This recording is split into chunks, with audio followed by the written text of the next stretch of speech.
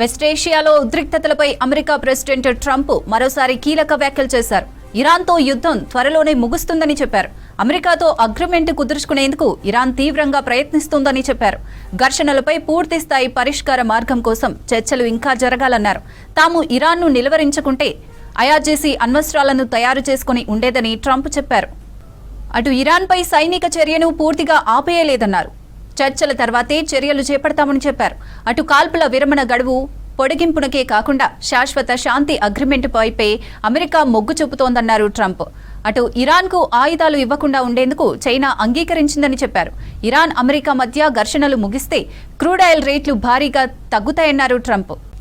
ఈ నెల 21న సీజ్ ఫైర్ అగ్రిమెంట్ ముగియనుండడంతో అమెరికా ఇరాన్ మధ్య రెండో విడత చర్చలకు మధ్యవర్తులు జోరుగా ప్రయత్నాలు చేస్తున్నారు. టెహ్రాన్లో పర్యటిస్తున్న పాక్ ఆర్మీ చీఫ్ మునీర్ బృందం ఇరాన్ ప్రభుత్వ పెద్దలతో చర్చలు జరుపుతున్నారు. త్వరలో జరగనున్న చర్చలపై అమెరికా అందించిన సమాచారాన్ని మునీర్ ఇరాన్ ప్రభుత్వానికి అందజేశారు. తమ యురేనియం శుద్ధి ప్రణాళికపై చర్చించేందుకు సిద్ధమేనని ఇరాన్ విదేశాంగ శాఖ అధికార ప్రతినిధి ఇస్మాయిల్ బగాయి తెలిపారు. అవసరాలకు అనుగుణంగా యురేనియం శుద్ధిని కొనసాగించేందుకు అనుమతించాలని ఇరాన్ తెలిపింది. ఓవైపు చర్చలకు తీవ్ర ప్రయత్నాలు జరుగుతుండగానే ఇరాన్ ఓడరేవుల దిగ్బంధనాన్ని అమెరికా కొనసాగిస్తోంది.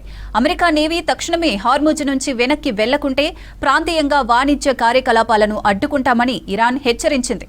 పర్షియన్ గల్ఫ్ సహా ఒమన్ సముద్రం, రెడ్ సీలో ఎగుమతులు దిగుమతులు సాగనివ్వబోమని ఇరాన్ స్పష్టం చేసింది.